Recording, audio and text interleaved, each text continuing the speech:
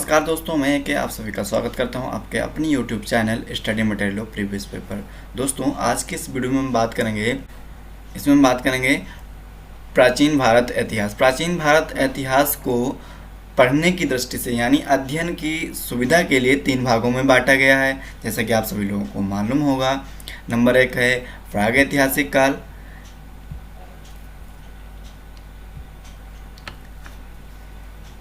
Number 1 है आपका प्रागैतिहासिक काल, और नंबर 2 आपका हो जाता है आद्य ऐतिहासिक काल, नंबर 3 हो जाता है आपका ऐतिहासिक काल।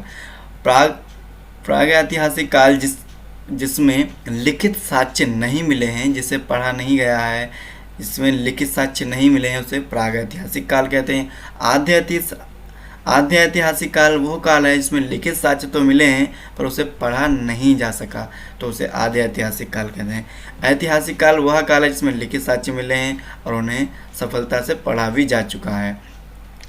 तो आज बात करते हैं प्रागैतिहासिक काल की।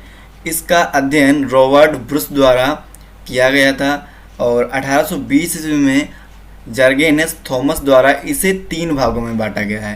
पहले देखो, पढ़ने की सुविधा में, मतलब अध्ययन की सुविधा के लिए भारतीय प्राचीन इतिहास को 3 भागों में बांटा गया, और फिर प्राचीन इतिहास के पहले भाग को यानी प्रागैतिहासिक काल को 3 भागों में बांटा गया। नंबर 1 पाषाण काल, नंबर 2 कांस्य काल, नंबर 3 लौह काल।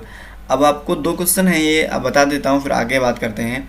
भारतीय पुरातत्व के जनक अलेक्जेंडर कनिंघम को माना जाता है। मानव द्वारा उपयोग में लाया गया पहला हथियार कुल्हाड़ी और धातु तांबा पहला पशु कुत्ता था। चलो देखते हैं आगे। अब पूरा पाषाण काल, मध्य पाषाण काल, नव पाषाण काल। जो हमारा पाषाण काल था इसको भी 3 भागों में बांट लिया गया है। पूरा पाषाण काल जिसका समय था आपका 25 लाख BC से 10,000 BC तक का आपका पूरा पाषाण काल का समय था। 10,000 BC से 4,000 BC तक का आपका मध्य पाषाण काल का समय था, और 10,000 BC से 1,000 BC तक का नव पाषाण काल का समय था। अब आप लोग बोलेंगे 10,000 BC से मध्य पाषाण काल भी, नव पाषाण काल भी, तो कहीं कहीं ऐसा लिखा रहता है कि 4,000 BC से 1,000 BC तक का नव पाषाण काल का समय रहा, जबकि नव पाषाण काल में होमो सोपियंस यानी ज्ञानी मानव का विकास हुआ, और मध्य पाषाण काल में ऐसा कुछ नहीं था। तो ये भी है, कहीं कहीं लिखा है, वो भी आप ध्यान में रखें कि उसका 4,000 BC से 1,000 BC तक भी माना जाता है। चलो तो बात करते हैं इनके चरणों की। तो पूरा पाषाण काल जो है, इसका समय पीरियड जो है बहुत लंबा है, तो इसको भी 3 भागों में बांट लिया गया है। आप कंफ्यूज ना हो बिल्कुल, फिर से बता देता हूँ, आपको कन्फ्यूजन शायद होने लग गया होगा। देखो, पढ़ने की अध्ययन की दृष्टि से भारतीय इतिहास को 3 भागों में बांटा गया है। प्रागैतिहासिक काल, आद्य ऐतिहासिक काल और ऐतिहासिक काल। और प्रागैतिहासिक काल को 3 भागों में बांटा गया है पढ़ने की दृष्टि से। पाषाण काल, कांस्य काल, लौह काल। पाषाण काल जिसमें पत्थरों का प्रयोग हुआ, कांस्य काल जिसमें कांस्य का प्रयोग हुआ, और लौह काल जिसमें लोहे का प्रयोग हुआ।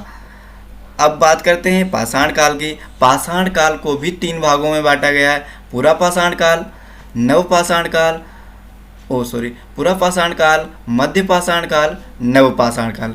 अब पूरा पाषाण काल का जो समय है वो बहुत लंबा है, तो इसको भी 3 भागों में बांट लिया गया है। पूरा पाषाण काल, मध्य पूरा पाषाण काल और उच्च पूरा पाषाण काल। लक्षण और गुण। आखेटक, शिकारी, खाद्य संग्राहक। यानी पूरा पाषाण काल में जो लोग होते थे, आखेटक होते थे, शिकारी होते थे, खाद्य संग्राहक होते थे। यहाँ पे कृषि का कोई चलन नहीं था, यानी ऐसे ये लोग थे जहाँ पे जानवरों का शिकार करते थे, और जिन जंगलों में जानवरों की कमी हो जाती थी वहाँ से चले जाते थे, दूसरी जगह रहने लग जाते थे।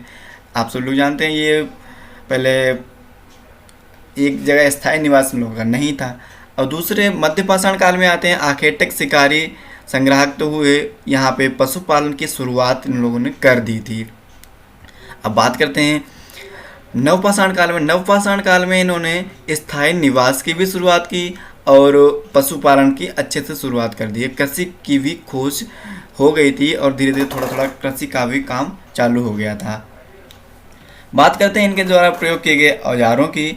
औजार क्वार्टर जाइट, सल्क, ब्लेड आदि बड़े पत्थर का औजार पुरापाषाण काल में प्रयोग होता था। सूक्ष्म पत्थरों का औजार मध्य पाषाण काल में प्रयोग होता था और स्लेट औजार यानी नुकीले और छोटे औजारों का प्रयोग नवपाषाण काल में प्रयोग होता था। महत्वपूर्ण स्थलों की बात करें तो अतिरामपक्कम तमिलनाडु में जो है, अतिरामपक्कम तमिलनाडु में और हथनोरा मध्य प्रदेश में मानव खोपड़ी का साक्ष्य मिला है। और भीमबेटका नर्मदा नदी घाटी में मध्य प्रदेश में पड़ती है, जो प्राचीन चित्रकारी के प्रमाण मिले हैं। यहाँ तीनों कालों से जुड़ा है, जो कि तीनों कालों से जुड़ा है। मिर्जापुर उत्तर प्रदेश में तीनों काल के औजारों के साक्ष्य मिले हैं। और बात करते हैं मध्य पाषाण काल के क्या साक्ष्य मिले हैं।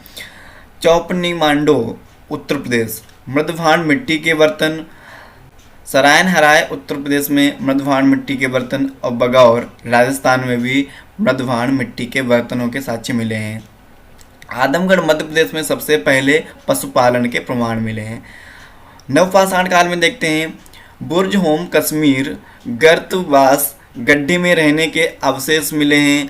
मानव के साथ कुत्ते का भी दफनाया जाना, इसका अवशेष मिला है। और चिरांद बिहार में मिट्टी के बर्तन औजार और कोल्डी हवा चावल का प्रथम अवशेष का प्रमाण मिला है। मेहरगढ़ बलूचिस्तान में कृषि का पहला प्रमाण मिला है। चलो तो बात करते हैं आगे। खोज पुरापाषाण काल में आग की खोज हुई और मध्य पाषाण काल में आग का व्यावसायिक प्रयोग करना लोगों ने चालू कर दिया था।